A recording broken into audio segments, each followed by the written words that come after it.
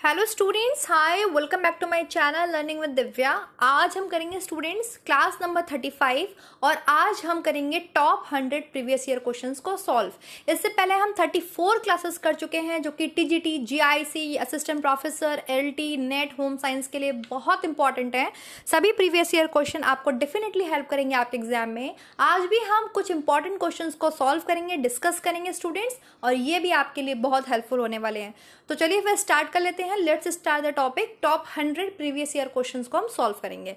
Now the first question is, सर्वप्रथम गृह विज्ञान शिक्षा को महत्वपूर्ण समझकर उसके वैज्ञानिक व्यावसायिक अध्ययन का आरंभ निम्नलिखित में से किस महाविद्यालय में हुआ था? तो आपको पता है, लेडी इरविन महाविद्यालय दिल्ली में हुआ था।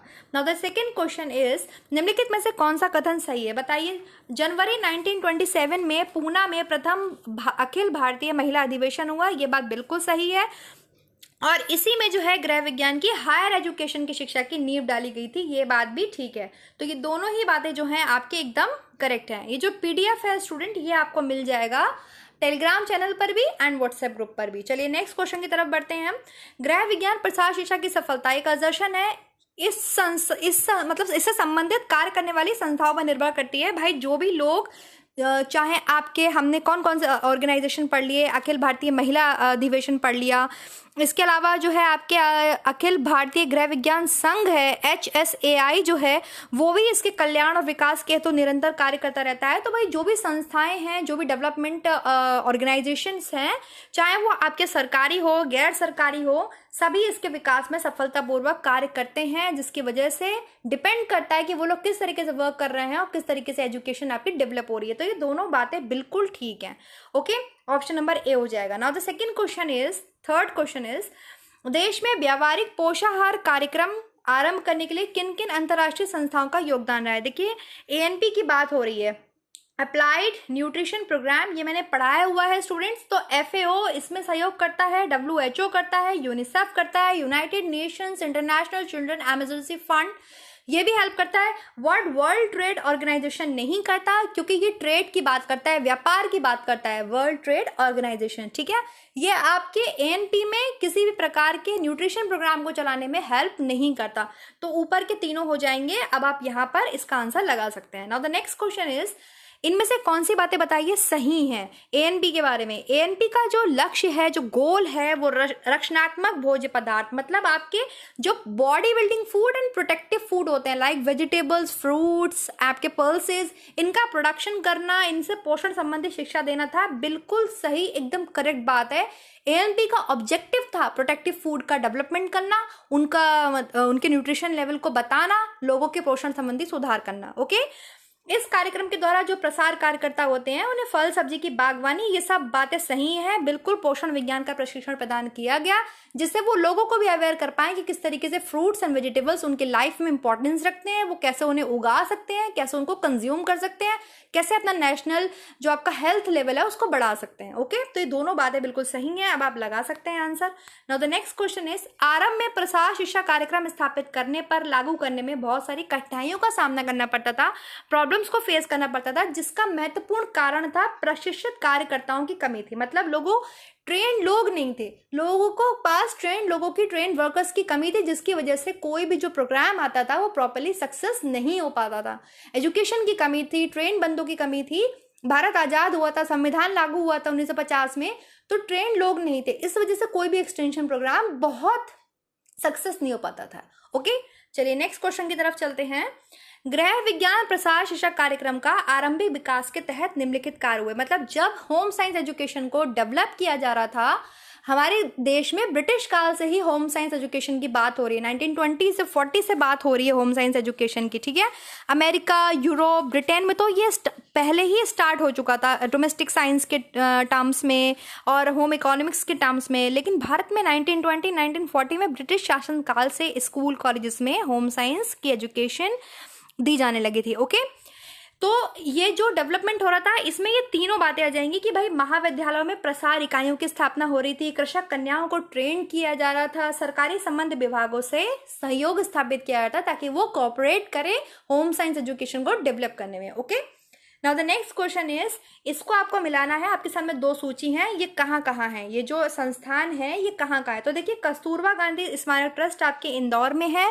ये एक मेमोरियल ट्रस्ट है जिसकी स्थापना स्वयं महात्मा गांधी जी ने की थी। ठीक है, महात्मा गांधी जी की वाइफ थी कस्तूरबा गांधी, उनकी डेथ के बाद स्वयं महात्मा गांधी जी ने ये मेमोरियल ट्रस्ट स्थापित किया था इंदौर में।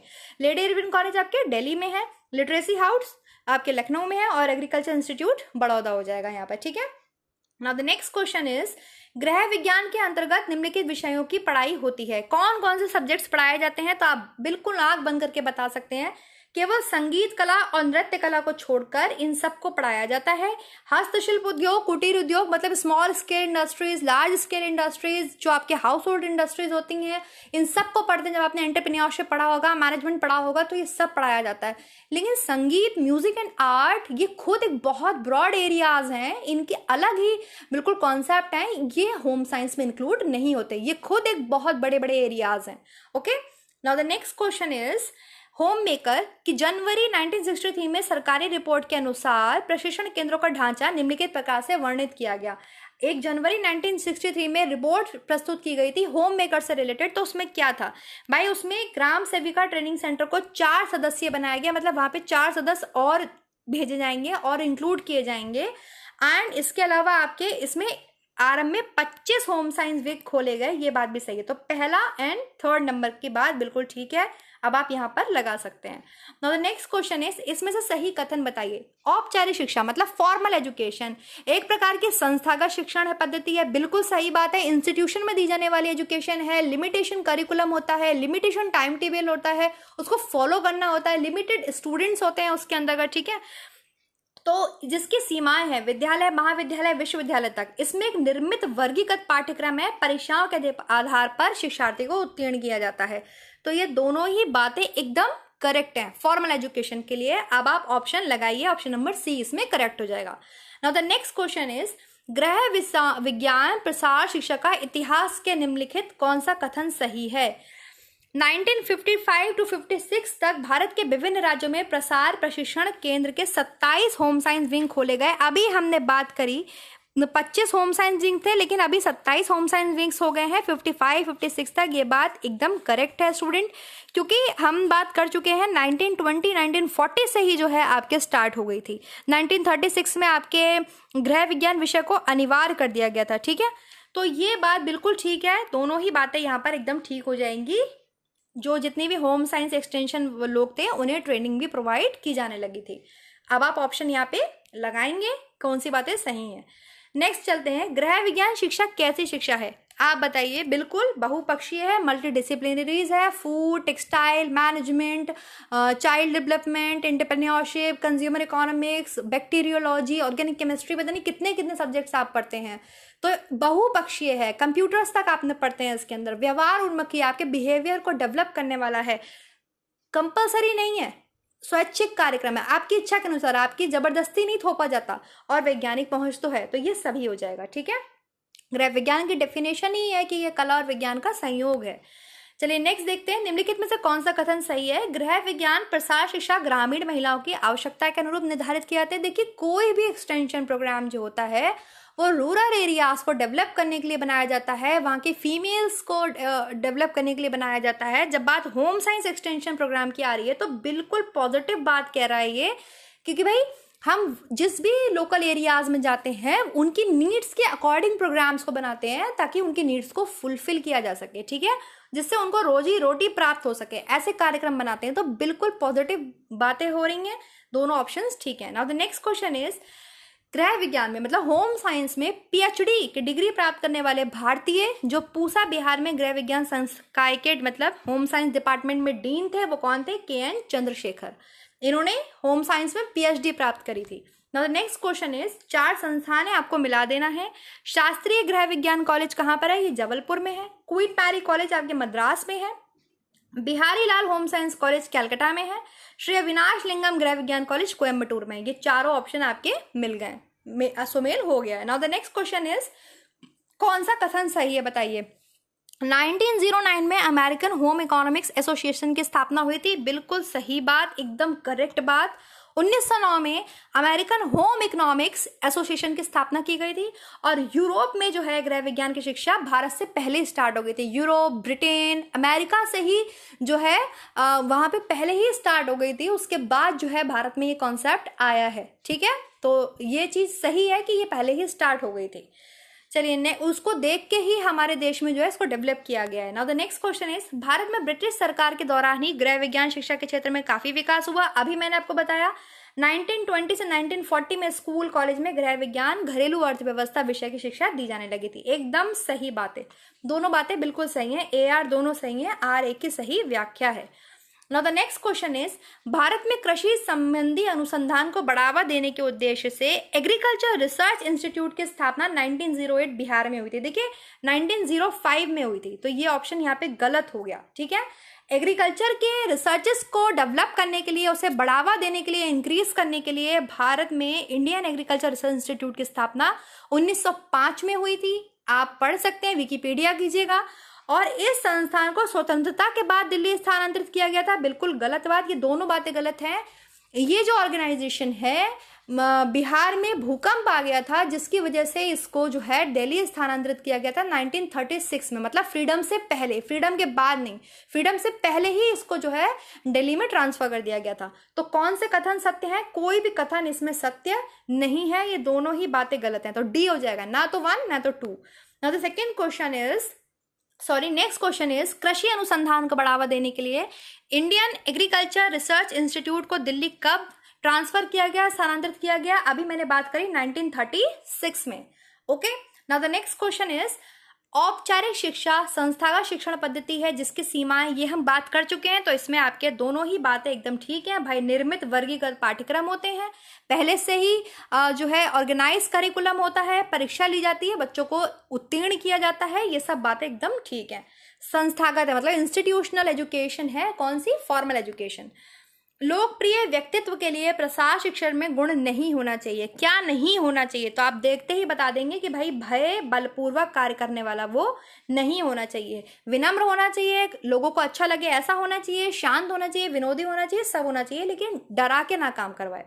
Now the next question is, प्रसार शिक्षक की भूमिका है तो निम्नलिखित कार्यों पर विचार कीजिए। उसे क्या क्या वर्क करने चाहिए? जितने भी आपके रचनात्मक, मतलब जो आपकी कैपेसिटी को, आपकी क्रिएटिविटी को इम्प्रूव कर सके, उसे प्रोत्साहन देना चाहिए। बिल्कुल, क्रिएटिविटी को तो हमेशा इम्प्रूव करना चाहिए। लेखा जोखा तैयार करे भाई, डेटा भी तो कलेक्ट करे, एनालाइज करे, इवैल्यूएट करे, एकदम ठीक। विकास की संभावना है, मतलब कहाँ कहाँ तक किस किस जोन में डेवलपमेंट हो सकता है उसकी भी वो पता लगाता रहे। तो तीनों ही बातें एकदम पॉजिटिव हैं, तीनों बातें बिल्कुल ठीक हैं। आपको इसमें देखना है कौन सा पॉइंट नेगेटिविटी की तरफ लेके जा रहा है, बस वहां से हट जाना है। Now the next question is, प्रसार शिक्षक ग्रामीण पृष्ठभूमि का होना अधिक प्रभावशाली माना जाता है। क्यों? देखिए आप बात समझिएगा, हम जब भी किसी भी एरियाज में जाते हैं, मान लीजिए जब हम जाते हैं नॉर्थ ईस्टर्न एरियाज में, नागालैंड वगैरह में, तो क्या वो लोग हमारी बात सुनेंगे डायरेक्टली? फॉर एग्जाम्पल वो बिल्कुल नहीं सुनेंगे। तो हम क्या करते हैं, वहाँ के जो लोकल लीडर्स होते हैं, जो थोड़े पढ़े लिखे एजुकेटेड होते हैं, हम उन्हीं को अपने साथ इंक्लूड करते हैं, क्योंकि वो क्या होते हैं, वो ज़्यादा अच्छे से अपने एरिया के लोगों की बातों को समझ सकते हैं, उनकी फीलिंग्स को समझ सकते हैं, उनसे भली भांति वो परिचित होते हैं। तो देखिए ये बातें जो हैं ये दोनों ही सही हैं। ऐसा मैं नहीं कह रही हूँ कि केवल ग्रामीण पृष्ठभूमि का ही प्रसार शिक्षक होना चाहिए, लेकिन अगर हम जब जा रहे हैं ट्रेन करने के लिए, तो हम हमेशा क्या करते हैं, वहाँ के लोकल लीडर्स को अपने साथ इंक्लूड करते हैं, ताकि वो हमारी बात ग्रामीणों तक पहुंचा सकें और वो लोग हमारी बात को समझ सकें, सुन सकें। वरना वो आपकी बात बिल्कुल नहीं सुनेंगे और कह देंगे भागो यहाँ से। चलिए नेक्स्ट क्वेश्चन की तरफ चलते हैं। औपचारिक शिक्षा के बारे में दिए गए कथनों पर विचार कीजिए। देखिए कुछ कथन दिए गए हैं आपके सामने फॉर्मल एजुकेशन के, बताइए कि इसके लिए किसी संस्था की आवश्यकता नहीं होती। बिल्कुल नहीं भाई, ये तो इंस्टीट्यूशन में दी जाने वाली शिक्षा है। व्यक्तिगत शिक्षा दी जाती है, क्या केवल इंडिविजुअल टू इंडिविजुअल एजुकेशन दी जाती है, आपके नीड्स के अकॉर्डिंग दी जाती है? बिल्कुल गलत बात। फॉर्मल एजुकेशन में कहीं पर भी आपकी नीड्स के अकॉर्डिंग एजुकेशन नहीं दी जाती। ठीक है, वहाँ पे सबके लिए एक पैटर्न, सबके लिए एक स्ट्रक्चर, सबके लिए करिकुलम बनाया जाता है और सबको उसके अकॉर्डिंग दी जाती है। निर्मित पाठ्यक्रम होते हैं, ये बात बिल्कुल सही है। एक निश्चित सारणी का अनुसरण जल्दी करना होता है, ये बात सही है। एक उन्होंने टाइम टेबल दिया होता है आपको निश्चित, वो आपको फॉलो करना होता है। ओके, तो थर्ड एंड फोर्थ इसमें बातें बिल्कुल सही हैं, आप लगा दीजिएगा ऑप्शन नंबर सी।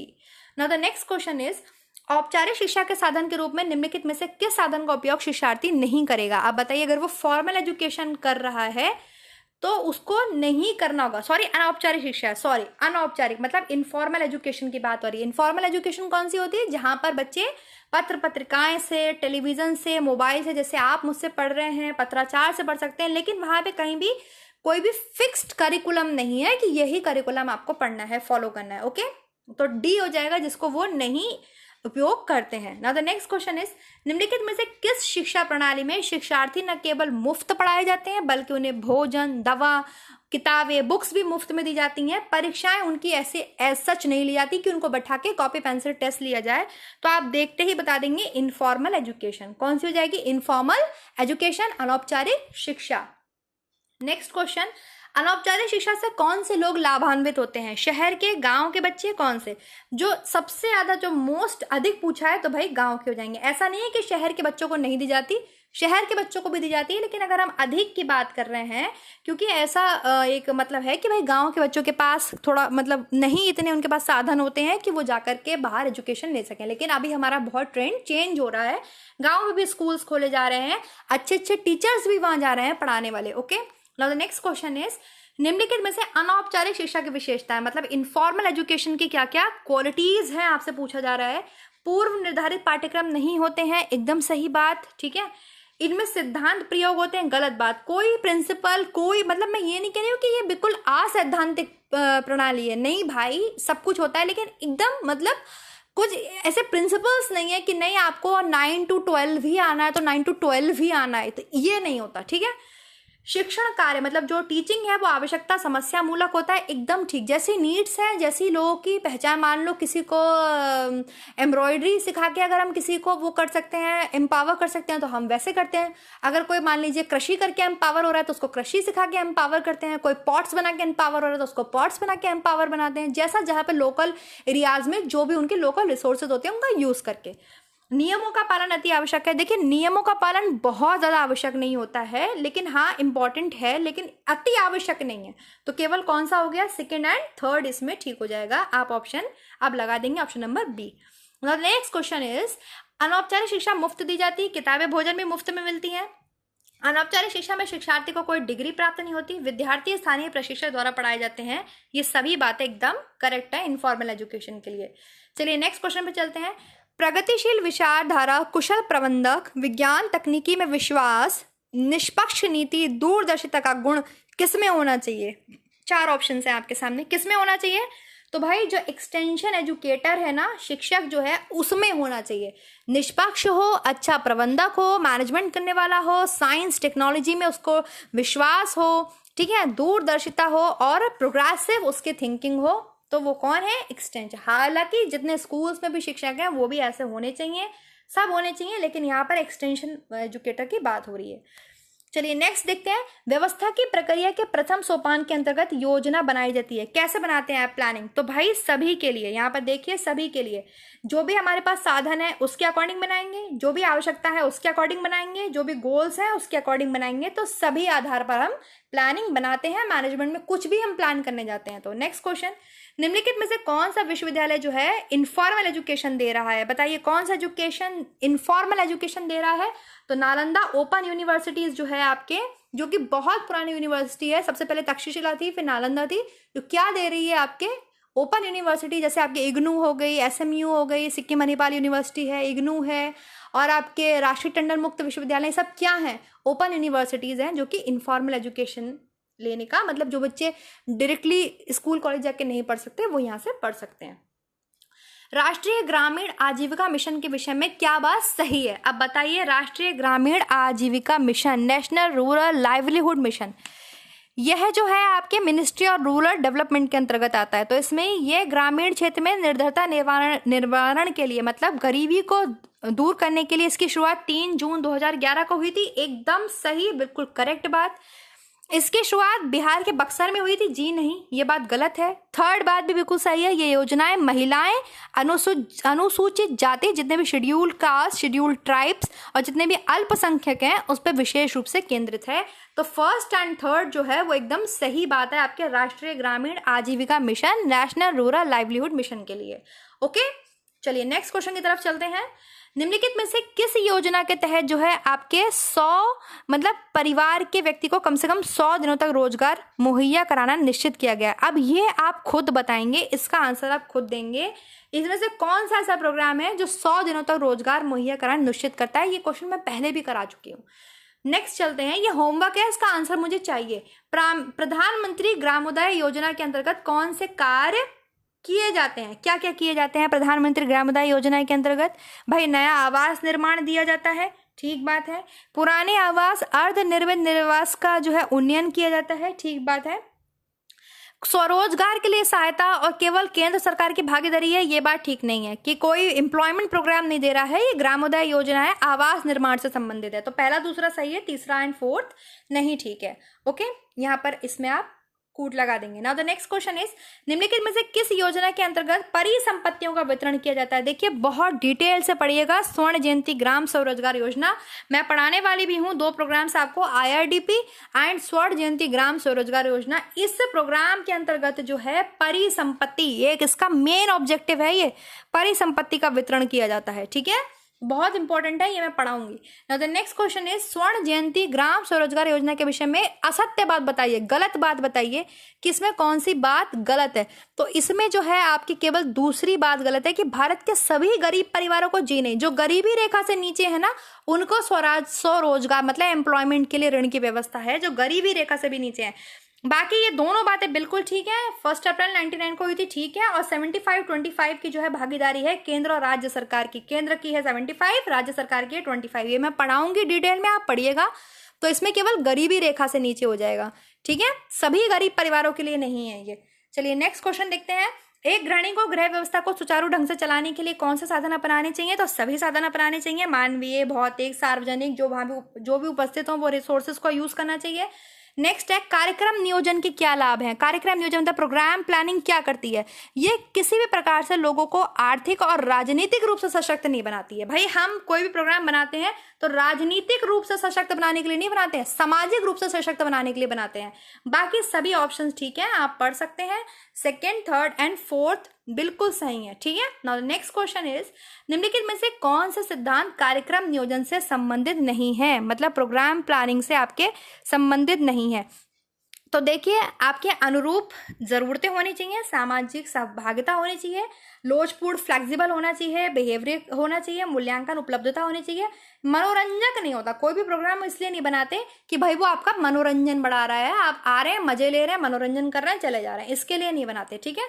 तो ऑप्शन नंबर क्या हो जाएगा इसमें आपके? 3rd, संबंधित नहीं है। कौन सा सिद्धांत? 3rd। Now the next question is, गृह विज्ञान विषय के अनुसार प्रत्येक मानवीय क्रिया को सफल बनाने के लिए क्या आवश्यक है? गृह विज्ञान विषय को क्या है आवश्यक है? कार्यक्रम नियोजन, प्रोग्राम प्लानिंग। नेक्स्ट क्वेश्चन की तरफ चलते हैं। परिणामों पर आधारित मूल्यांकन ऐसा होना चाहिए जो भावी प्रोग्रामों का मार्गदर्शन करे। यह कथन किसने कहा है? यह कथन आपके रणजीत जी का है, ऑप्शन नंबर बी हो जाएगा। नेक्स्ट क्वेश्चन की तरफ चलते हैं। निम्नलिखित में से किस देश के नेशनल असेंबली में सर्वाधिक प्रतिशत महिलाओं का है? मतलब वहां पे सबसे ज्यादा महिलाएं आपकी जो है सपोर्ट कर रही हैं नेशनल असेंबली में। इसका आंसर हो जाएगा डी, रवांडा। इसका मैंने एक स्क्रीनशॉट इंक्लूड किया है, ये देखिए। नेशनल पार्लियामेंट रैंक पर है नंबर 1, कंट्री है रवांडा। जो आपके लोअर हाउस है उसमें 61.25% है, और अपर हाउस इसको सीनेट बोलते हैं, जैसे हमारे राज्यसभा बोलते हैं अपर हाउस को, उसको सीनेट बोलते हैं, 38.46% है। सबसे ज्यादा महिलाओं को जो आरक्षण है वो नेशनल असेंबली में रवांडा ने दिया हुआ है, ठीक है। चलिए नेक्स्ट क्वेश्चन की तरफ चलते हैं। समाज के सदस्य के रूप में गौरव बढ़ाने वाली महिलाओं की सूची में कौन शामिल नहीं है? तो देखिए जो 4 हैं आपके सामने, इसमें फूलन देवी और छैलाबाई जो हैं ये समाज के सदस्य के रूप में गौरव बढ़ाने वाली महिलाओं के लिए मतलब उसमें सूची में शामिल नहीं है। इसके अलावा इंदिरा गांधी हो गई, मदर टेरेसा, लक्ष्मीबाई, सोनिया गांधी, उमा भारती, इन सब का नाम है, ठीक है। चलिए नेक्स्ट क्वेश्चन की तरफ चलते हैं। क्वेश्चन को पढ़ के उसके अकॉर्डिंग आपको आंसर देना है। आज के क्वेश्चंस कुछ ऐसे हैं जहां पे थोड़ा सा मुझे डिस्क्रिप्शन भी इंक्लूड करना पड़ा है, तो वो आपके लिए हेल्पफुल रहेगा। जैसे पंचायत में 50% महिलाओं को आरक्षण देने वाला पहला राज्य जो है वो बिहार बना, एकदम सही बात है। पंचायती राज सिस्टम की बात हो रही है यहाँ पर। भारत सरकार ने अभी तक पूरे देश में पंचायतों में 50% महिलाओं को 50% आरक्षण संबंधित प्रावधान लागू नहीं किया है। तो इसमें जो हो जाएगा ऑप्शन स्टूडेंट आपके बात जो हो जाएगी वो केवल एक ही है कि भाई सबसे दूसरी वाली बात गलत है, पहली वाली बात ठीक है। यहाँ पर आप लगाएंगे केवल 1। अब यहाँ थोड़ा सा पढ़ लीजिए। भारत में जो है आपके आरक्षण जो है पंचायती राज में 33 से बढ़ाकर 50% कर दिया गया था। और ये पूरा आप पढ़ लेंगे, इसकी आपको पीडीएफ मिल जाएगी। ये देखिए यहाँ पर है कि बिहार, उत्तराखंड, हिमाचल प्रदेश, मध्य प्रदेश में पहले से ही महिलाओं को 50% आरक्षण है। ठीक है, राजस्थान ने इसकी घोषणा की है अगले पंचायत चुनाव में। बिहार पहला राज्य था जहां 2005 में ये बात लिखी है, इसलिए मैंने इसको इंक्लूड किया है ताकि आपको बिल्कुल क्लियर हो जाए। तो पहला ऑप्शन ठीक है, यहाँ पे दूसरा गलत है, आप अब लगा सकते हैं। Now the next question is, असत्य कथन बताइए कौन सा है। भारत में प्रत्येक राजनीतिक दल ने अपने उम्मीदवारों में महिलाओं के लिए 30% सीट आरक्षित की है। ये बात ठीक है, प्रत्येक राजनीतिक दल ने जो है 30% सीट आरक्षित कर दी है महिलाओं के लिए, ये बात ठीक है। ऐसा करने वाला प्रथम राजनीतिक दल क्षेत्रीय असम था, ये बात गलत है, असम नहीं था। ठीक है, 30% में आपके फर्स्ट हो जाएगा। चलिए नेक्स्ट क्वेश्चन की तरफ चलते हैं। घरेलू बजट बनाते समय किस बात की सावधानी रखनी चाहिए। बजट में छोटे छोटे खर्चों का ब्यौरा हो, योजना बनाकर रुपए को खर्च किया जाए, तो दोनों। Okay, next question, Mahatma Gandhi राष्ट्रीय ग्रामीण रोजगार गारंटी अधिनियम की शुरुआत कब हुई थी। तो 2 फरवरी 2006। ठीक है, इसका भी मैंने एक स्क्रीनशॉट लगाया है। नरेगा था पहले, ये नरेगा का पूरा नाम राष्ट्रीय ग्रामीण रोजगार गारंटी अधिनियम होता है, लेकिन वर्तमान में नरेगा से मनरेगा रख दिया गया, जो कि 2 अक्टूबर 2009 को बदला गया था। तो आराम से देख के पढ़िएगा, बदला कब गया, 2 अक्टूबर 2009 को, जिसका पूरा नाम हो गया महात्मा गांधी राष्ट्रीय ग्रामीण रोजगार गारंटी अधिनियम। ओके, इसकी शुरुआत कब हुई, तो अक्टूबर 2005 को ये पारित किया गया। लेकिन भारत, देखिए पारित करना और फिर उसको लागू होने में थोड़ा समय लगता है। इसकी शुरुआत भारत में 2 फरवरी 2006 को आंध्र प्रदेश के वांदावली जिले के अनंतपुर नामक गांव में हुआ था। तो बहुत इंपॉर्टेंट है स्टूडेंट, आप लोग इसको पढ़ लीजिएगा, ये आपको पूरा पीडीएफ मिल जाएगा टेलीग्राम पर भी। जिला स्वास्थ्य समिति स्वास्थ्य मेले में क्या करवाती है। जो जिला स्वास्थ्य समिति होती हैं, जो बनाई जाती हैं, जगह जगह लगाए जाते हैं इसके, तो ये क्या करवाते हैं। तो देखिए ये सभी करते हैं, जितने भी ऑप्शंस हैं इन सब की जो है जांच करवाती हैं, और ये सब आपको हेल्प करती हैं। जिला स्वास्थ्य आपके हेल्थ से रिलेटेड है।